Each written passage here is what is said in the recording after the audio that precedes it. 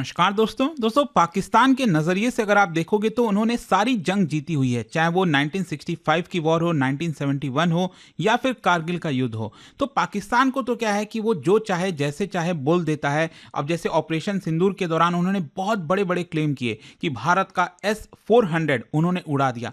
कोई भी सच्चाई नहीं है।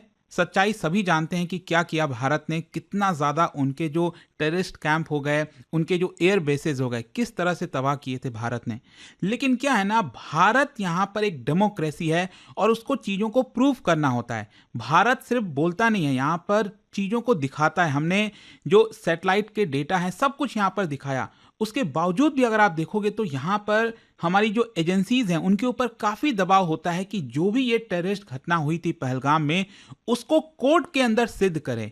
और इसीलिए आप देखोगे तो अब जाकर जो एनआईए है, नेशनल इन्वेस्टिगेटिंग एजेंसीज, उन्होंने चार्जशीट फाइल की है कोर्ट के अंदर और इसमें 7 नाम दिए हैं जो कि आरोपी हैं पहलगाम अटैक में। ये आप देख सकते हो खबर, Pahalgam attack case, NIA files chargesheet names 7 accused. तो इसको थोड़ा सा हम डिटेल में समझेंगे कि किस तरह से एनआईए ने यहां पर पाकिस्तान का जो रोल रहा टेरर अटैक में उसको एक्सपोज किया है पूरी तरह से। वो सब कुछ मैं आपको डिटेल में बताऊंगा कि चार्जशीट में क्या क्या यहां पर बोला गया है, किस तरह से पाकिस्तान का लिंक आता है, वो हम देखेंगे। लेकिन उसके पहले आप सबको बता दूं, आप में से जो भी लोग यूपीएससी की तैयारी कर रहे हैं हमारे बैचेस को ले सकते हैं। स्पेशली फाइनल माइल सेल चल रहा है जिसके दौरान 18 दिसंबर पर आप एक्स्ट्रा डिस्काउंट के साथ ये बैचेस को ले पाओगे।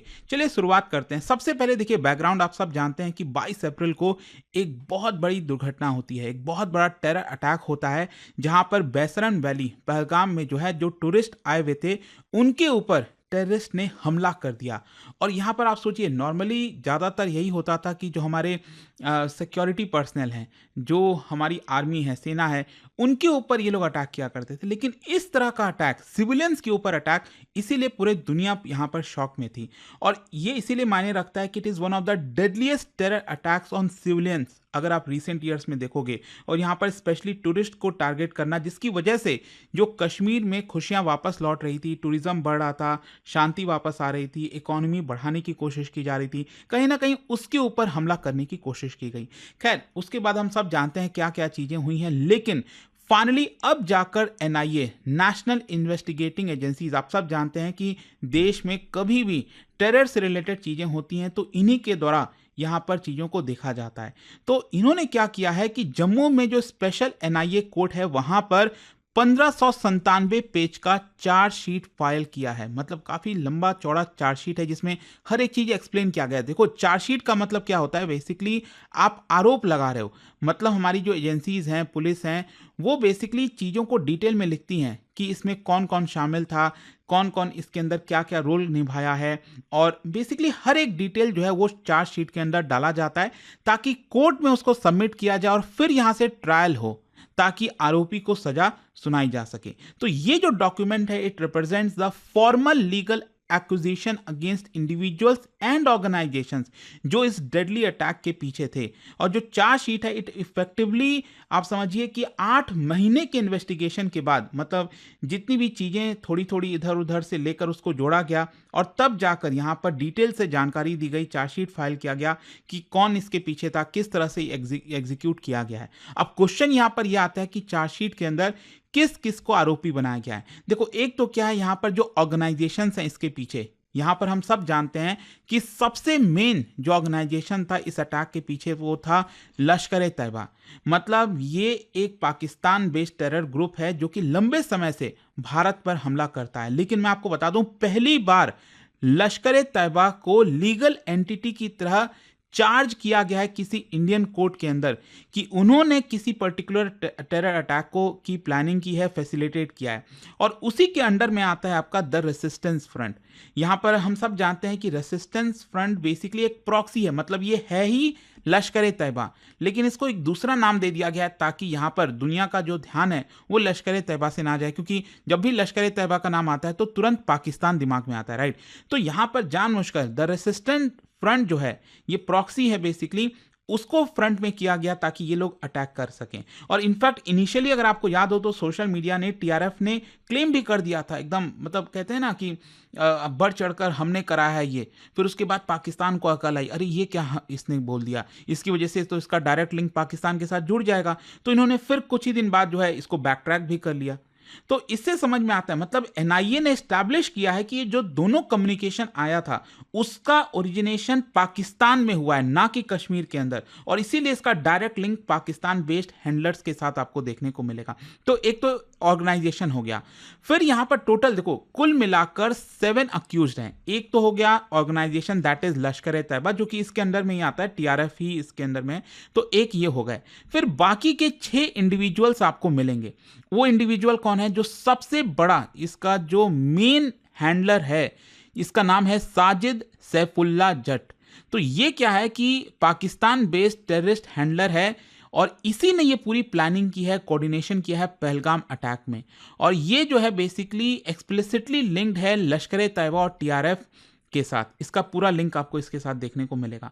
तो एक तो ये हो गया, तो 2 हो गए टोटल। फिर उसके बाद 3 जो है वो पाकिस्तानी नेशनल्स, ये वही हैं जो एक्चुअल में बंदूक लेकर पहलगाम में जाकर हमारे टूरिस्ट के ऊपर, हमारे सिविलियंस के ऊपर इन्होंने गोलियां चलाई थी।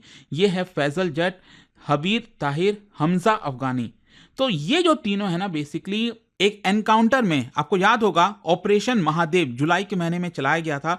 अब बेसिकली पहले से चल रहा था, लेकिन 28 जुलाई को श्रीनगर के आउटस्कर्ट में जो दाचिगाम फॉरेस्ट है, नेशनल पार्क है, वहां पर जो है इनको मार दिया जाता है। तो ये ऑलरेडी मर चुके हैं ये तीनों। तो दो आपको मैंने बता दिया था, 3 हो गए, तो टोटल मिलाकर 5 हो गए। और फिर बाकी के जो 2 है ना, वो आपका लोकल फैसिलिटेटर्स थे, परवेज अहमद जोथार और बशीर अहमद जोथार। और इनको तो ऑलरेडी यहां पर अरेस्ट किया जा चुका है। तो इंटरोगेशन में इन्होंने कंफर्म किया कि ये जो अटैकर्स थे they were Pakistani national who were affiliated to Lashkar e Taiba.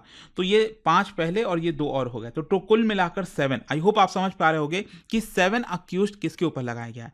अच्छा, एनआईए ने इसका लिंक पाकिस्तान के साथ कैसे किया, मैं आपको बताता हूं। सबसे क्रिटिकल एलिमेंट है, देखो सबसे पहला है डिजिटल और कम्युनिकेशन एविडेंस। मतलब एक तो जो मैंने आपको बताया ना, जो मैसेजेस सर्कुलेट किए गए सोशल मीडिया पर, पहले रिस्पॉन्सिबिलिटी क्लेम की गई, फिर डिनाई किया गया टीआरएफ के द्वारा। तो फॉरेंसिकली यहां पर एनआईए ने उसको ट्रेस किया कि कहां से ये ओरिजिनेट हुआ है मैसेज, और वो साफ साफ आपको पाकिस्तान के सर्वर से देखने को मिलेगा। So this was a major link establishing control and origin. और दूसरा है आपका डिवाइसेस ट्रेस्ड टू पाकिस्तान। क्या है कि मैंने आपको बोला ये एनकाउंटर हुआ था ना, इन तीनों को मारा गया था, तो इनके पास, मतलब इन्होंने जो आतंक मचाया, ये जो पहलगाम में गोलियां चलाई, तो इनके पास कुछ मोबाइल फोन्स वगैरह थे।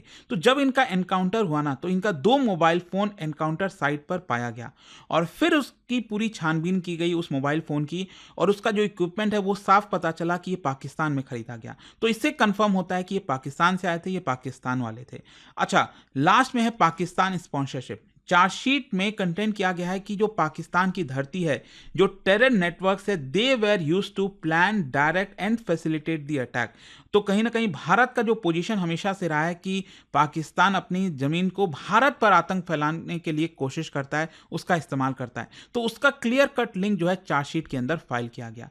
और इसके अलावा अगर मैं लीगल चार्जेस की बात करूं, तो बेसिकली कौन कौन से कानून को प्रोवोक किया गया, यहां पर है भारतीय न्याय संहिता, वो हम सब जानते हैं नया वाला जो आया है, unlawful activities act UAPA 1967, arms act 1959 and waging war against the government of India. तो ये सारे जो चार्जेस हैं which ranges from terrorism and unlawful activities to waging war against India, ये दिखाता है कि अटैक की ग्रेविटी कितना थी। अच्छा, यहां पर मैं आपको ब्रॉडर सिग्निफिकेंस की बात करूं कि ये चार्जशीट कितना मायने रखता है।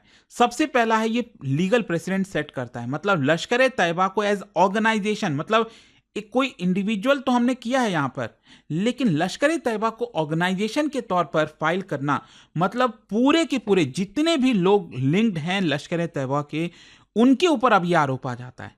ऐसा नहीं है कि हमने बस 2-4 बोलने के लिए 7 अक्यूज है, लेकिन लश्कर ए तैयबा के एकदम जितने भी मेंबर्स हैं ना, उनके ऊपर अब यह आरोप लग गया है। और पहली बार इंडियन कोर्ट के अंदर, भारत की किसी अदालत के अंदर, यहां पर लश्कर ए तैयबा को एज ऑर्गेनाइजेशन के तौर पर फाइल किया गया है कि इनकी जिम्मेदारी है। और फिर दूसरा है evidence of cross border terrorism, मतलब यहां पर जो ट्रेसिंग की गई कम्युनिकेशन की, डिवाइसेस की, उसकी पाकिस्तान के साथ, तो चार्जशीट में वापस से रीइंफोर्स होता है कि भारत का जो हमेशा से क्लेम रहा है कि ये जो टेररिस्ट ऑपरेट करते हैं, इनको सपोर्ट करता है पाकिस्तान, वो आपको देखने को मिलेगा। इसलिए काफ़ी मायने रखता है चार्जशीट। और डिप्लोमेटिक इंपैक्ट भी आएगा। मैंने आपको बताया ना, एक डेमोक्रेसी के अंदर आपको ये सारी चीज़ें एविडेंस के तौर पर लानी होती हैं, कोर्ट के अंदर सिद्ध करना होता है। तो जब आगे चलकर भारत पाकिस्तान को फर्दर एक्सपोज करेगा मल्टीलैटरल प्लेटफॉर्म्स पर, बड़े बड़े प्लेटफॉर्म पर, तब यहाँ पर ये चार्जशीट को लेकर जब ये चीज़ें सिद्ध होंगी तो वो एविडेंस भी हम वहाँ पर प्रेजेंट करेंगे कि देखिए कैसे पाकिस्तान इसके अंदर लिप्त था। अब लास्ट में क्वेश्चन आता है कि व्हाट नेक्स्ट, अब यहाँ आगे से क्या होगा। देखो अभी तो चार्जशीट फाइल किया गया है, अब क्या है कि ट्रायल का जो प्रोसीडिंग्स है वो स्टार्ट होगा, जो एविडेंस का फॉर्मल एग्जामिनेशन हो गया, विटनेस टेस्टिमनी हो गई, लीगल आर्ग्यूमेंट्स हो गए, ये सारी चीज़ें स्टार्ट होंगी। यहाँ पर जो इन्वॉल्वमेंट है फॉरेन एक्टर्स का, ऑर्गेनाइजेशंस का, ये सभी देखा जाएगा। जो केस है ये आप समझिए international counter terror cooperation and sanctions में काफ़ी इन्फ्लुएंस करेगा। और एनआईए की जो इन्वेस्टिगेशन है in related network support system inside India, ये लगातार कंटिन्यू रहेगी।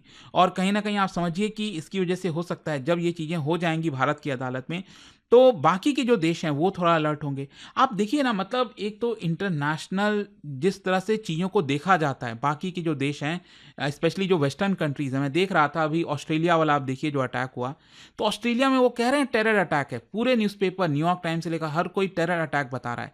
वहीं यहाँ पर जो है जब पहलगाम वाला अटैक हुआ था, आपने देखिए न्यूयॉर्क टाइम्स का किस तरह का हेडलाइन था। तो कितना ज़्यादा आपको डिफरेंसेस देखने को मिलता है। खैर जो भी है, भारत को अपना काम करना है, दिखाना है, सब कुछ एविडेंस के साथ प्रेजेंट करना है, वो हम करने की कोशिश कर रहे हैं। तो आई होप आप समझ गए होंगे कि किस तरह से एनआईए ने पाकिस्तान को पूरी तरह से अपने चार्जशीट में एक्सपोज कर दिया है। जाने से पहले आप सबके लिए एक क्वेश्चन है, कश्मीर वैली जो कि ज्योग्राफिकली एनक्लोज्ड है, ये आप क्या बता सकते हो कि कौन कौन से माउंटेन रेंजेस से घिरा हुआ है जो कश्मीर वैली है? और इसका जो राइट आंसर है आप सब जानते हैं, मेरे इंस्टाग्राम पर तो मिलेगा ही, वहां पर अगर आप नहीं हो कोई बात नहीं, टेलीग्राम से ले सकते हैं इसका सही उत्तर। और दोस्तों जैसा मैंने आपको बताया, इस समय स्टडी आईक्यू पर फाइनल माइल सेल चल रहा है, कल तक 18 दिसंबर तक आपके पास समय है। एक्स्ट्रा डिस्काउंट आप लेना चाहते हो, चाहे वो 2026 का हमारा प्रीलिम्स क्रैश कोर्स हो या फिर 2027 की तैयारी कर रहे हैं, प्रीलिम्स मेंस इंटरव्यू सब कुछ की तैयारी करना चाहते हैं, उस सारे बैचेस आपको लिंक मिल जाएंगे, या फिर ये फोन नंबर दिया, आप इस पर कॉल करिए, मेरी टीम आपको अच्छे से गाइड करेगी। And tell them to use this code Ankit live maximum discount के। दोस्तों यूपीएससी का गोल बड़ा होता है और इस जर्नी में सही मेंटरशिप बहुत जरूरी हो जाती है। स्टडी आईक्यू आईएएस लेकर आया है फाइनल माइल सेल, जिसमें यूपीएससी 2027 की कंप्लीट प्रिपरेशन मिल रही है सिर्फ 12,499 में। इस कोर्स में आपको मिलती है टॉप फैकल्टीज की गाइडेंस, प्रीलिम्स से लेकर इंटरव्यू तक full coverage, daily live evening classes, structured notes, previous year questions, test series और डेडिकेटेड मेंटरशिप। यानी एक एस्पिरेंट्स को जो भी चाहिए सब कुछ एक ही जगह। सीट्स लिमिटेड हैं, तो अगर आपका टारगेट है 2027, यह परफेक्ट टाइम है शुरुआत करने का। बस स्टडी आईक्यू ऐप खोलो, P2I बैच सर्च करो और यूज करो code Ankit live ANKITLIVE for extra discount. And कोई भी अगर आपको डाउट हो तो इस फोन नंबर पर कॉल करिए, नंबर है 0924002323। मेरी टीम आपको अच्छे से गाइड कर देगी।